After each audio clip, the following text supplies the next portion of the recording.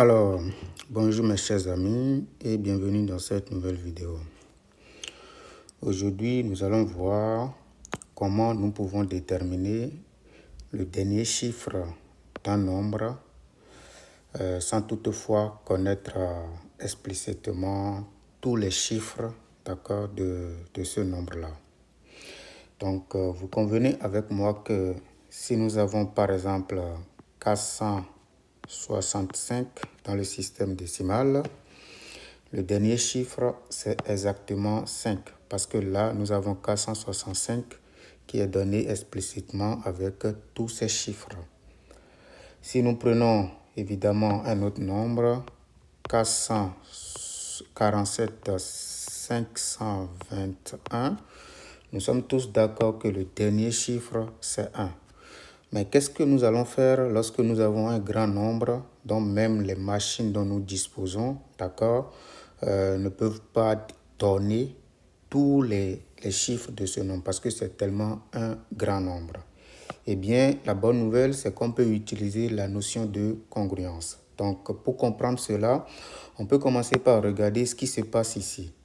C'est quoi 465? Lorsque vous regardez 465, c'est exactement 400 plus 60 plus 5. Ici, lorsque vous regardez 47 521, c'est exactement 40 000 plus 7 000 plus 500 plus 20 plus 1. Donc, à chaque fois, on constate que le chiffre des unités, d'accord, est en réalité, lorsqu'on effectue par exemple 465 moins tout ceci, on constate qu'on obtient en quelque sorte un multiple de 10. Donc, en termes de congruence, ça voudra dire que 465, d'accord, est congru à 5. Donc, en réalité, quand on fait 465 moins 5, on constate que le résultat est un multiple de 10. De la même manière, quand on prend 47 521 moins 1, moins le chiffre des unités, on constate que tout ce qui reste est un multiple de 10. Donc, on dit en termes simples que 465 est congru à 5 modulo 10. Si on regarde bien ceci également, ça fait 47 521 qui sera congru à 1 modulo 10. En gros, d'accord, le dernier chiffre dans le système décimal, c'est en réalité le reste de la division euclidienne de ce nombre-là par 10. Donc, si on vous demande de déterminer le dernier chiffre d'un grand nombre, en réalité, on vous demande simplement d'aller chercher le reste de la division euclidienne de 7 à la puissance 2027 par 10. D'accord? Et donc, cherchons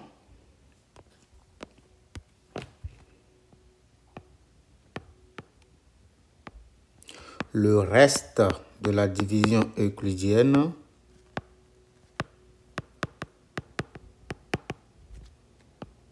de 7 exposant 2027 par 10. Donc, on va commencer par regarder les restes de la division euclidienne des puissances de 7, d'accord, par 10 en commençant par 7 exposant 1. Donc, premièrement, 7 exposant 1, c'est égal à 7. Donc, on va chercher le reste de la division euclidienne de ce 7-là par 10. Comme 7 est plus petit que 10, ça veut dire que le reste dans la division euclidienne de 7 par 10, c'est encore 7. Donc, nous allons écrire simplement que 7 est congru à 7 modulo 10. C'est pour dire que le reste de la division euclidienne, d'accord, de 7 par 10, c'est encore 7. Quand vous faites 7 moins 7, le résultat c'est 0. 0 est un multiple de 10. Donc, on passe à la puissance de 2, c'est-à-dire 7 exposant 2. Donc, on écrit 7 exposant 2. On calcule d'abord, c'est égal à 49.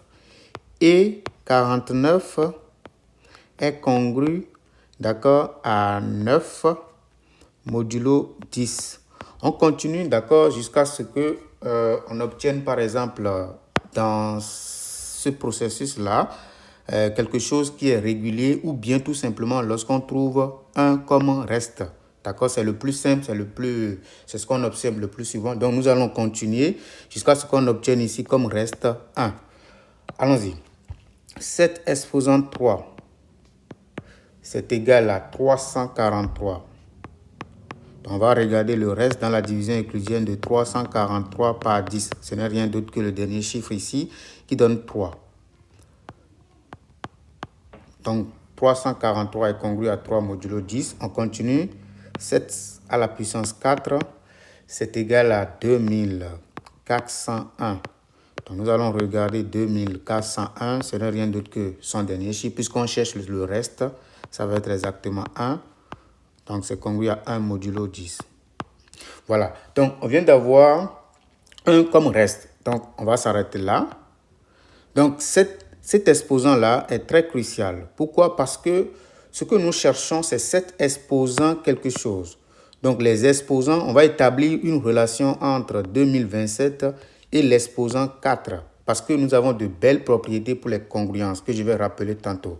Donc, la deuxième étape consiste à établir, donc première étape, commencer par chercher les restes possibles, d'accord, les restes de la division euclidienne des puissances de 7 jusqu'à obtenir 1. Deuxième étape, établir une relation entre 2027 et l'exposant 4, parce que c'est cet exposant-là qui nous a permis d'obtenir le 1. Donc, division euclidienne, division euclidienne de 2027 par 4. Donc, vous utilisez la machine, par exemple, 2027, c'est égal à 4 multiplié par 506 plus, d'accord, 3. Donc, vous comprenez avec moi que le reste ici, dans la division euclidienne, d'accord, de 2027 par 4, c'est égal à 3. Tout de suite, vous devez comprendre que le reste qu'on cherche, c'est exactement le reste que nous avons obtenu lorsqu'on a fait 7 exposant 3. Donc, le reste va être ceci. Mais je vais expliquer tantôt pourquoi le reste est égal à 3. Ok, allons-y. Pour ce faire, nous allons dire maintenant que 7 exposant 2027, en réalité, ça devient quoi? 7 exposant 4 fois 506 plus 3. Mais ça, c'est égal à quoi? C'est égal à 7 exposant 4, le tout exposant 506. D'accord? Si vous voulez, je vais faire d'abord un petit pas pour ne pas faire des erreurs. Donc, 7 exposant 4 multiplié par 506, multiplié maintenant par 7 exposant 3. Là, nous avons utilisé la formule A exposant n plus m égale à A exposant n, d'accord, fois A exposant m. D'accord, je rappelle ça ici rapidement. A exposant n plus m, c'est exactement A exposant n fois A exposant m. Donc, nous avons ici le n, c'est exactement tout ça. Et le m, c'est exactement ça. Voilà. Donc, on continue, d'accord? Ça, maintenant, c'est quoi? C'est exactement 7 exposant 4. On le prend comme ça à cause de ce que nous avons retrouvé ici tantôt là. Je vous ai dit que cette étape est cruciale dans la détermination du reste. Ok. Donc, le tout exposant 506 multiplié maintenant par 7 exposant 3. Maintenant, nous passons aux congruences. Qu'est-ce que nous savons? Donc, ici, ça, c'est 7 exposant 2027. C'est le nombre de départ. On cherche le reste dans la division euclidienne par 7. Qu'est-ce que nous savons? Nous savons que 7 exposant 4 est naturellement congru à 1 modulo 10.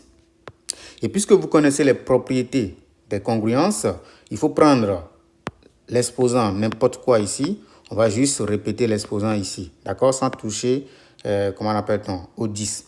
Donc ici, nous obtenons 7 exposant 4, le tout exposant 506, qui va être congru à 1 exposant 506 modulo 10. Donc on continue, ça veut dire que 7 exposant, donc 4 multiplié par 506 fois 7 exposant 3, je suis en train juste de multiplier par ça, serait maintenant congru. Donc tout ça, on sait que c'est égal à 1, il n'y a pas de souci pour ça. Donc ce qui nous donne 7 exposant 3 modulo 10. Mais qu'est-ce que nous savons ici? 7 exposant 3 est congru à quoi? Ici, nous savons que 7 exposant 3 est congru à 1. Donc, d'accord? 7 exposant 3 est congru à 3 modulo 10. Donc, nous allons juste rappeler ça. Or, 7 exposant 3 est congru à 3 modulo 10. Alors, ce qui se passe, c'est que 7 exposant 2027 est également congru à 3 modulo 10. Et puisque nous avons 3 qui est plus petit que 10, d'accord, et supérieur ou égal à 0, alors il représente le reste, d'où. Donc, pourquoi? Parce que vous avez 0 qui est inférieur ou égal à 3, strictement inférieur à 10, d'où 3 est le reste dans la division euclidienne. Dans la division euclidienne de 7 exposant 2027 par 10. C'est-à-dire exactement que le dernier chiffre